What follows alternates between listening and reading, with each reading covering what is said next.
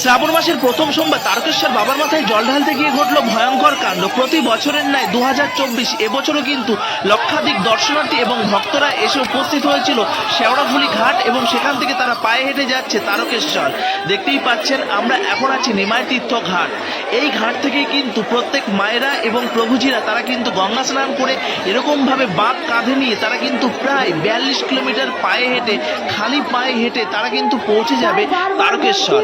দেখতেই পাচ্ছেন কত দর্শনার্থী এবং ভক্তরা এই যে নিমাই তীর্থ গঙ্গার ঘাট এই স্থান থেকে কিন্তু গঙ্গা স্নান করছে এবং বাবার জন্য তারা কিন্তু গঙ্গা জল সংগ্রহ করছে। প্রত্যেকে কিন্তু খালি পায়ে হেঁটে যাবে।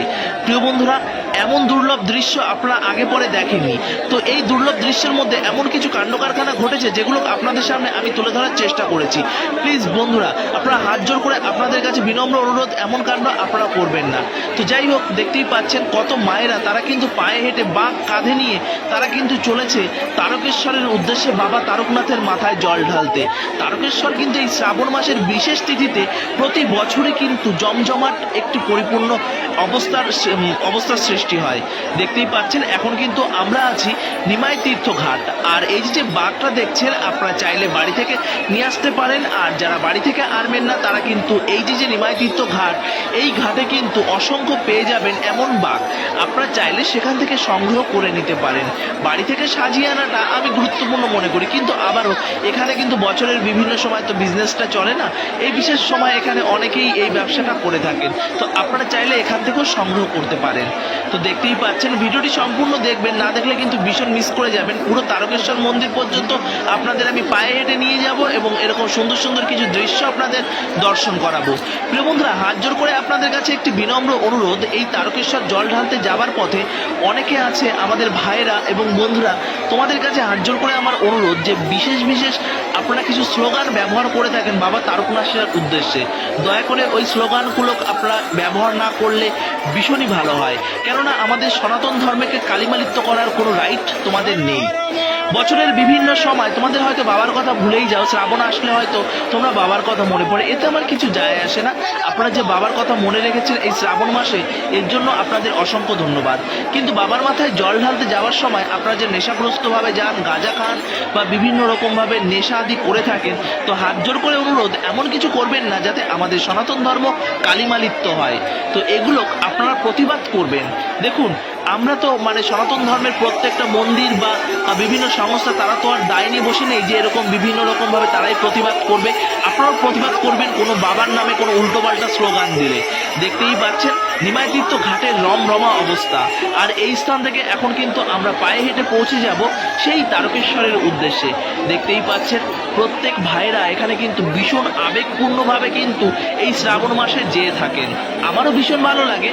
তো সনাতন ধর্মের আপনারা যে কাণ্ডারি, আপনারা যে খুব শক্তভাবে আপনারা সনাতন ধর্মটাকে খুব সুন্দরভাবে একটা জায়গায় উপস্থাপন করছেন, এর জন্য আপনাদেরকে অসংখ্য ধন্যবাদ। তো প্রিয় বন্ধুরা, দেখতেই পাচ্ছেন নিমাই তীর্থ ঘাট থেকে এখন কিন্তু আমরা রওনা দিয়েছি কোথায়, সেই বাবা তারকনাথের উদ্দেশ্যে। আর রিমিঝিমি বৃষ্টি এই শ্রাবণের ধারার মধ্যে দিয়ে আমরা কিন্তু পৌঁছে যাব সেই বাবা তারকনাথের কাছে। বাবা দেবাদিদেব মহাদেব হচ্ছে দেবতাদের মধ্যে শ্রেষ্ঠ, তিনি হচ্ছে পরম বৈষ্ণব। বাবার কাছ থেকে আমাদের ধন ঐশ্বর্য এই সমস্ত কিছু না চেয়ে বাবার কাছ থেকে আমাদের চেনা উচিত কৃষ্ণ ভক্তি। তো বাবা যেন তার চরণে আমাদেরকে আশ্রয় দেন।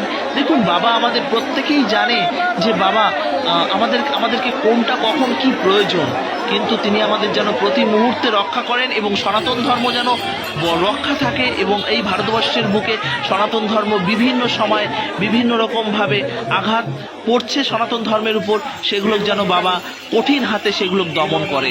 তো দেখতেই পাচ্ছেন কত মায়েরা, বিশেষ করে এইসব ধর্মীয় স্থানে মায়েদের যাওয়ার আগ্রহটা অনেক বেশি। আপনারা জানেন যে এই তারকেশ্বর যাওয়ার পথে অনেক ব্যস্ততম রাস্তা ধরে কিন্তু এই পৌঁছাতে হয়, তার জন্য কিন্তু অনেক ট্রাফিক জ্যাম হয়।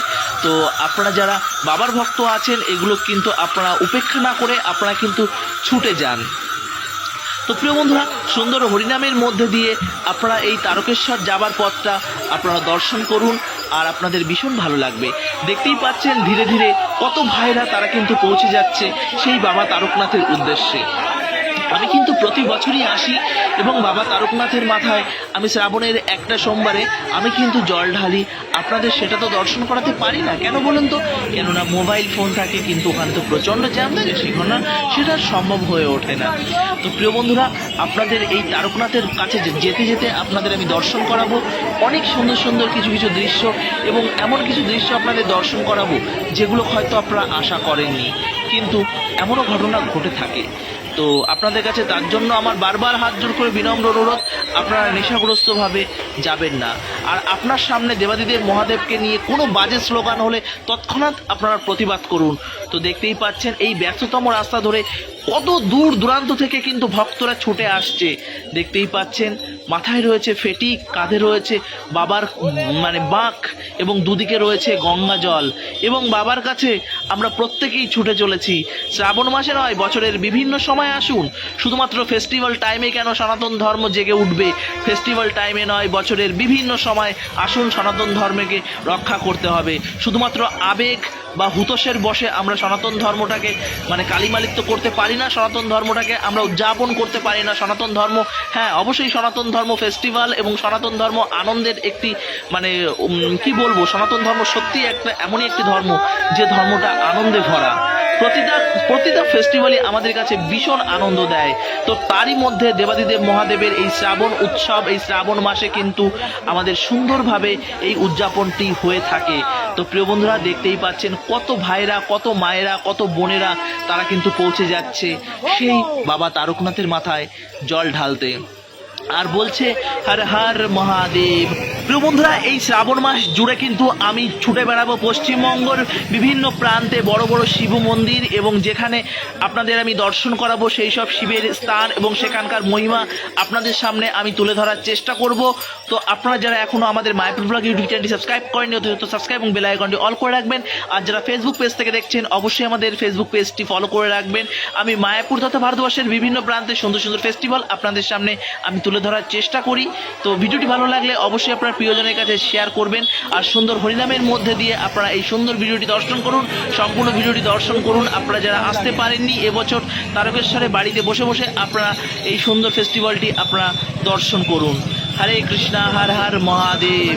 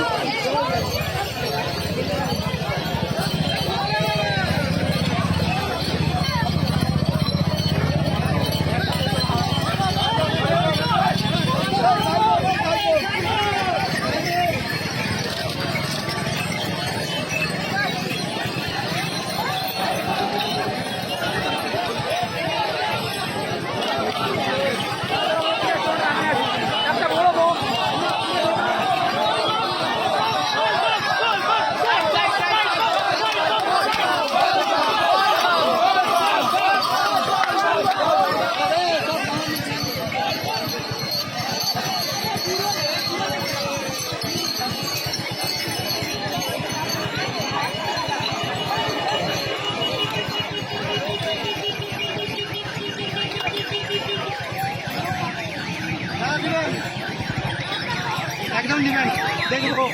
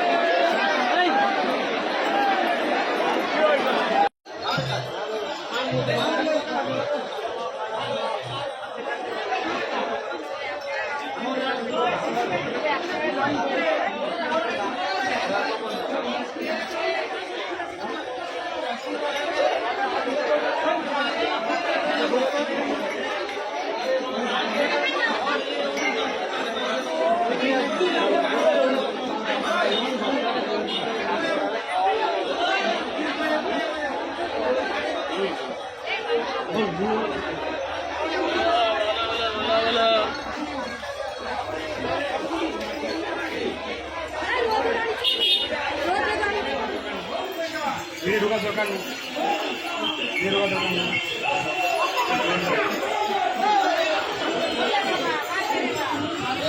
না না বলো বলো।